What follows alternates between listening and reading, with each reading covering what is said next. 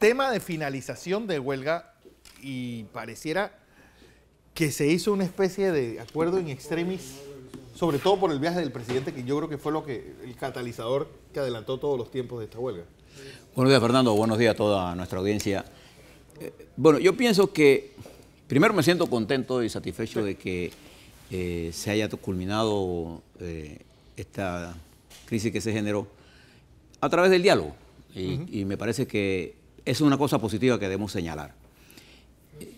En segundo lugar, quiero que hubo una presión en el gobierno en dos sentidos. Uno, la capacidad de movilización del sector magisterial de este país desde el inicio de la huelga, el lunes pasado, demostró su fortaleza y eliminó el cálculo que tenía el gobierno de que esta era una huelga impopular y que el movimiento magisterial estaba desunido. Bueno, yo creo que la huelga fue exitosa desde el punto de vista de la organización, del cumplimiento. Incluso provincias que tradicionalmente no participan en la paralización, como Darién, por ejemplo, estuvo militantemente en paro. Entonces, en estas primeras 72 horas, el movimiento magisterial demostró su fuerza a nivel provincial y aquí en la capital, con miles de educadores marchando hacia la Contraloría, hacia la Presidencia. Entonces, la presión de la fuerza del movimiento, y dos, la presión que tenía el presidente con su viaje. Entonces, eso lo llevó, primero, desde el lunes a cometer algunos errores al gobierno que después corrigió. El presidente arrancó enfrentando a los educadores, llamándolos cobardes, etcétera, etcétera. Pero el día siguiente se dio cuenta y replanteó la estrategia para un nivel de negociación que me pareció a mí importante y un paso en el sentido correcto. Y a lo largo de esta semana que pasó, estaban negociando, pero siempre, como todo equipo negociador, hay un hombre duro y un hombre fuerte, y un hombre que más conciliador. El equipo más conciliador logró mantener en viva el diálogo, y el gobierno se precipitó el viernes aprobando en el presupuesto el incremento salarial de los $300, pero sin la participación de los maestros y profesores. Entonces hay un principio básico: uno no levanta un paro unilateralmente, si estás en el diálogo. Entonces me pareció un infantilismo político del gobierno precipitar y creer que ya con eso era suficiente. Entonces los maestros se plantaron y dijeron: mientras no hay un acuerdo formal con firma no se levanta el paro. Entonces no se amilanaron el gobierno y continuaron el diálogo, y el fin de semana la comisión de negociación entre educadores logró el acuerdo que se firmó. Creo que esto demuestra una serie de lecciones para el gobierno. Claro. Si el gobierno no hubiera parado esta huelga y el presidente se va, la situación del presidente Varela hoy sería diferente. Afortunadamente para el país se impuso la sensatez y el sentido común, y eso es lo que yo celebro en el día de hoy. Creo que el gobierno debiera hacer un balance de lo que ocurrió. Una cosa que a mí me llama la atención es cómo han escondido a los ministros. Tengo un gobierno que los ministros, alguien tomó la decisión que los ministros no van a hablar. Entonces, ¿para qué queremos ministros? Pues entonces gobiernen con los viceministros. Pues. No, yo no le veo sentido a cosas que se hacen que parecen cosas infantiles, parecen cosas de chiquillos. No voy allá porque estoy bravo con Fernando. Pues con usted, ministro, o sin usted, ministro, hay noticias. Hay noticias. Así que no sé, o usted está presente y pone su punto de vista, o el punto de vista va a salir. La pregunta es: dirigentes como Eddie Pinto, como Diógenes Sánchez, como Yadira Pino, son los nuevos Marcos Alarcón, los nuevos los profesores de aquella huelga famosa y de ese movimiento de 1979, que salieron diputados, salieron ministros de Estado. Es decir, estos muchachos ya pasan a ser figuras más políticas a nivel nacional que solamente unos dirigentes magisteriales. Claro, y una cosa importante que surgió en esta huelga, y usted ha tocado, esa es la ventaja de hablar con periodistas, usted ve cosas que yo no veo, pero ¿qué vio usted ahí también? Que la actual dirección magisterial tiene un nivel de coherencia en su planteamiento conceptual y capacidad de debate. tanto los dirigentes masculinos como femeninos del ministerio, del sector educativo, demostraron una capacidad política de debate impresionante. Por ejemplo, Yadira Piña, para mencionarle a alguien al que conozco perfectamente, una muchacha que incluso en su imagen ha mejorado sustancialmente, su léxico, su capacidad dialéctica de expresar sus puntos de vista con sencillez, con humildad y con firmeza. Igual lo hicieron los otros dirigentes. Entonces, aquí surge una nueva cantera de liderazgo en el país, en el momento magisterial, que fue también una de las razones del éxito de esta huelga. La capacidad de organización regional, la capacidad de organización nacional, la coherencia del planteamiento. Porque incluso aquí se dicen muchas falacias que todo el mundo repite, que es que los educadores están opuestos a la evaluación. Mire, señores, los educadores siempre son evaluados en este país. Si usted quiere saber, aquí hay un sistema de evaluación. ¿Quién evalúa todos los meses y todos los años a los maestros? El director de la escuela correspondiente. Aquí hay un proceso de evaluación. Lo que nosotros no hemos hecho como sociedad es que las fuerzas políticas impulsen una reforma integral con la participación educativa, con la participación de los maestros y profesores, de los estudiantes, de los padres y de la dirección política del país, para lograr ¿qué cosa?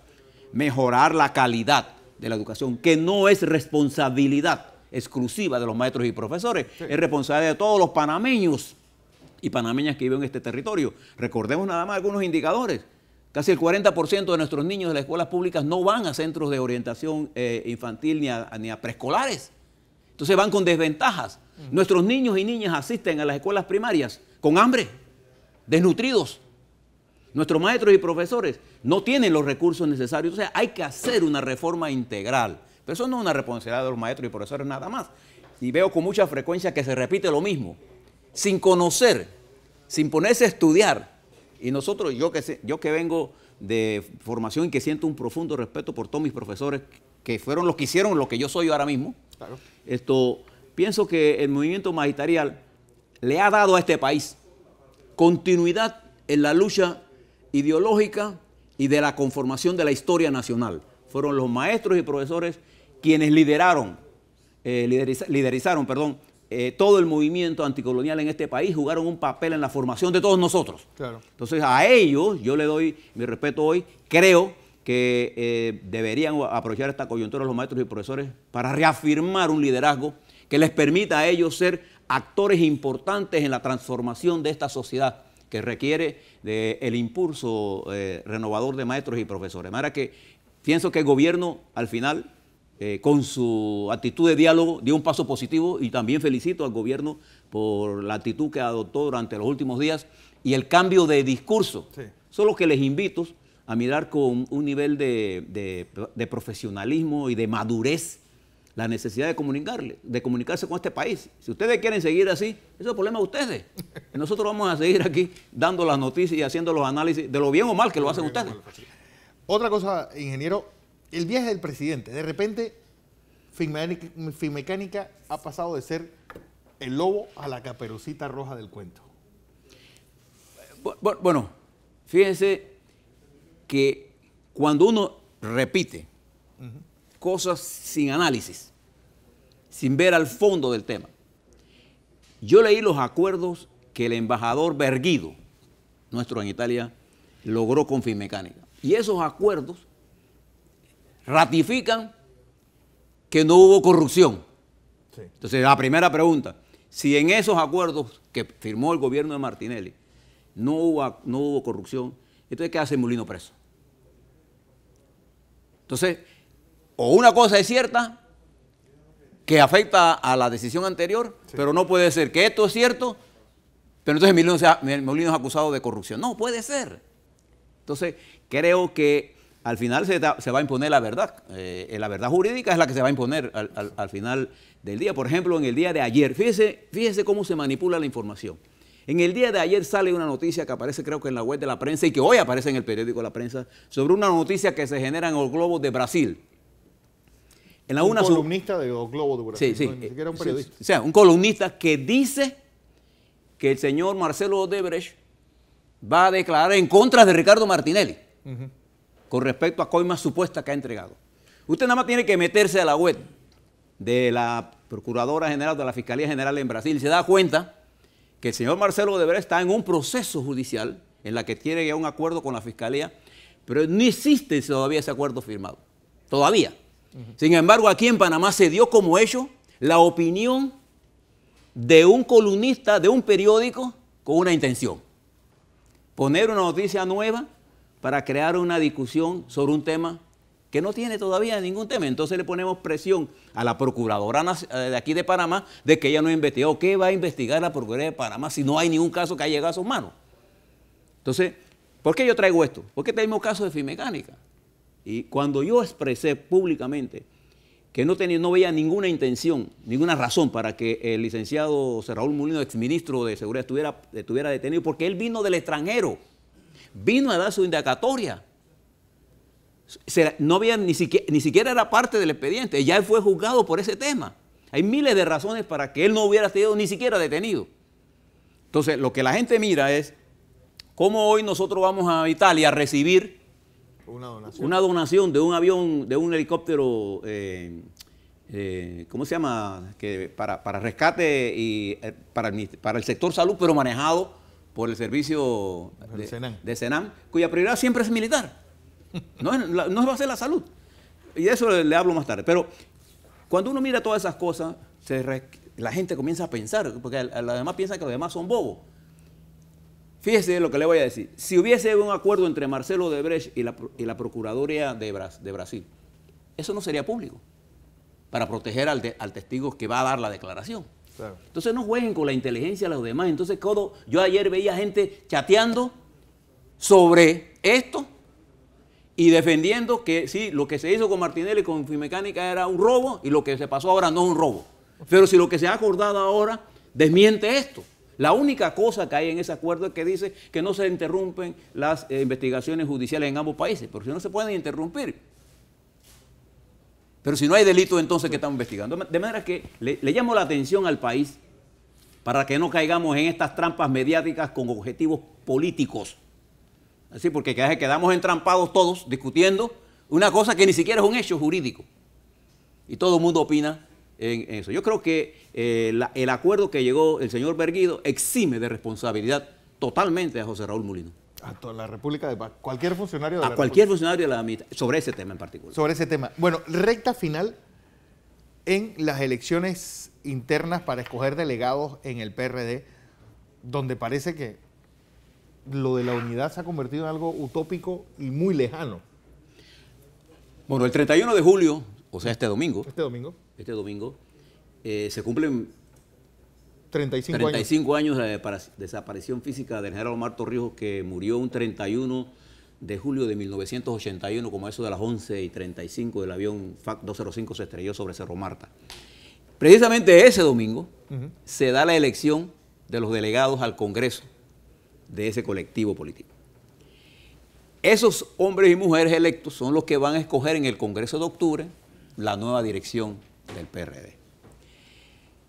Pero esto es un PRD en una circunstancia muy compleja para el país, pero ellos más enredados con un mafá. No hay forma de que se desenrede, porque priva el interés individual que el interés colectivo, no del partido nada más, sino de la nación panameña. Entonces, por una parte hay un sector del PRD más complaciente con el gobierno y otra que sigue siendo complaciente del gobierno, pero ahora se quiere divorciar. Entonces, han caído en el juego de ser amantes del poder y no de ser transformador de la sociedad.